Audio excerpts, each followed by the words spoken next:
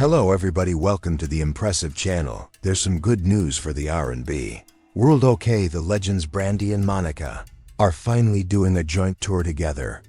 And this is the smartest thing these two could have ever done, get on tour and make some money. That's what I'm talking about. I know that Brandy and Monica are really going to put on a good show. I've actually already seen Monica in concert and she's really good, really good. I haven't seen Brandy yet, so I'm looking forward to seeing her because I know that she's going to sing down. Also, they have special guests on the tour including Kelly Rowland, which we're going to talk about, Money Long, and Jamal Roberts from American Idol. This is a good lineup. I do like Money Long. I like her music. I'm not familiar with Jamal Roberts, but if he won American Idol, then I know he could sing. It would have been really nice though if they added Jasmine Sullivan, either Jasmine Sullivan or Fantasia. That would be a dream. A tour full of vocalists, but the lineup as it is cool.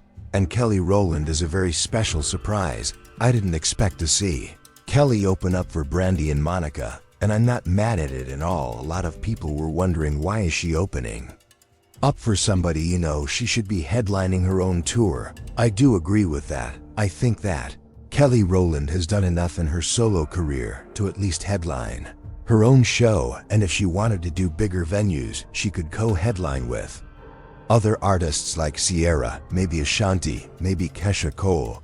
That would have been smart too, but she is opening up for Brandy and Monica, and people had a lot to say about it. Some weren't exactly happy about it. This one person said, respectfully, you shouldn't be opening for nobody. You could do your own tour. As for what the F we're doing, I'll just go for Kelly, because when the opening act is bigger than the headliners, Kelly Rowland's Child Alum isn't an opening act for anybody. They believe Kelly is too big for Brandy and Monica, and you're the biggest act on this tour. One day, we'll discuss how Kelly Michelle's father, Golly, used Michelle as a stepping stone for Beyoncé. So now you guys want to act like she's a little fish here. But let me just say that opening up for Brandy and Monica isn't a slight in the slightest. She's opening up for R&B legends. And that's great for Kelly right now because she hasn't been as active musically in a while. So this is a great opportunity for her. Another person commented, a dang shame your bestie will never let you touch her stage. Shout out to Brandy and Monica for being the Generuskins. So they're alluding to Beyoncé not allowing Kelly to be an opening act for any of her major tours. Now I'm going to say this. Jay-Z is not allowing Kelly to be an opening act for Beyoncé, because that is splitting up the money that is supposed to go to the Carters only. You hear me? Jay-Z has Beyoncé on stage trying to get that money because they have a 10-year deal with Live Nation. So in order to fulfill that deal, Beyoncé has to go on tour. This is a part of her contractual obligation, and she also brings in the liquid cash that they need to run some of the businesses because it gets expensive. And also Jay-Z did take a major hit over those accusations against him because he was denied well over $100 million in loans. So he needs Beyoncé to go on tour. He needs that, and allowing Kelly Rowland to open for Beyoncé is just not going to work because they're going to have to split the profits, and that's not what they're trying to do at this point. And I did hear that Jay-Z is going to be headlining the Super Bowl halftime show next year, which is basically going to be him featuring Beyoncé, and this is going to give Beyoncé's Act 3 album promotion, and she'll have to go on tour again next year. Some people say that she's going to do the Betty Black tour. I don't know how true this is, but I wouldn't be surprised if it happened that way, because once again they need Beyoncé on that stage to make money. Now I want to move on and talk about the actor Christian Keys. Christian Keys discusses his show once more.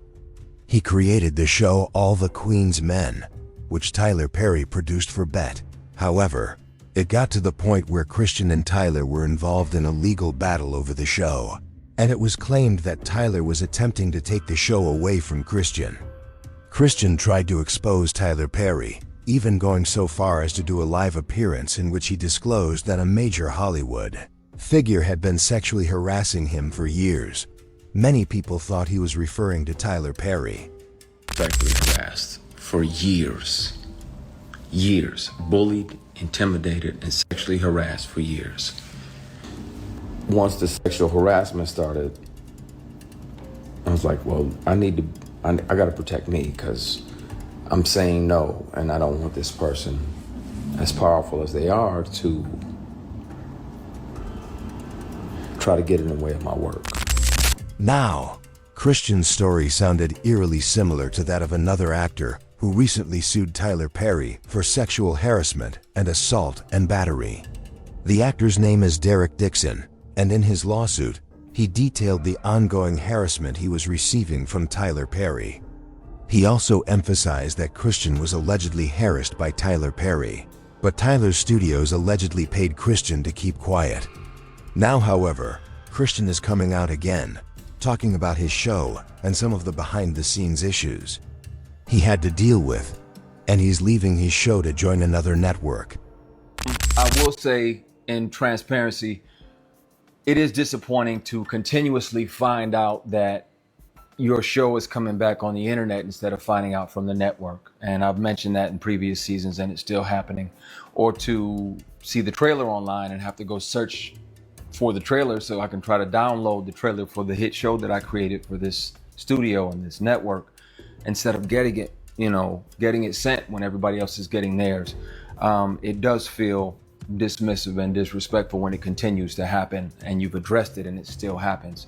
So at this point, I do not believe that the prequel series that I've written and the spin-off show, any prequel or sequels, I do not believe I'll be doing them with BET. Whether you noticed or not, season 2, my Created by credit was removed.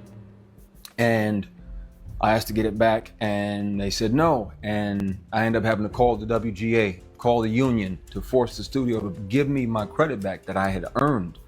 I created this 15 years ago, and I've been working on it for 15 years. I think God gave it to me because he knew I was going to protect it, and I will. But some things, these things got to change. In the prequel and sequel space, unfortunately, there are going to be a few personnel changes. Sometimes it happens, unfortunately, where some people get entitled or arrogant and unprofessional and, start coming to work high and inebriated on a regular basis, or start saying whatever they want to when the camera's rolling, and disrespectful ad-libs and things. And those things will be addressed. So there may be some personnel changes, but the show will go on. It's that Christian mentioned that some people would arrive at work in an unprofessional and inebriated manner and make some inappropriate remarks while filming. He didn't specify who he was referring to, of course, but it seemed like he was implying Tyler Perry because, according to Derek Dixon's lawsuit, Tyler would be intoxicated when he tried to approach him and would also make extremely inappropriate remarks while filming on set. It seemed as though Christian was implying that Tyler was engaging in the same behavior while filming his show All the Queen's Men. I don't know if that's the case, but that's what it seems like. So yeah, it seems like Christian wants to really talk about what happened, but he can't because he was paid off. Unfortunately, his silence was bought, but he's moving his show to another network. And I think it's unfortunate that he had to go through what he went through. In all honesty, I think Christian Keys would have made more money if he had sued, because he actually had recordings of the harassment, but he accepted the hush money instead. As a result, people are less sympathetic when he talks about these things now because they realize that his previous statements were more about his own self-interest with regard to his TV show. Please share your thoughts about this video.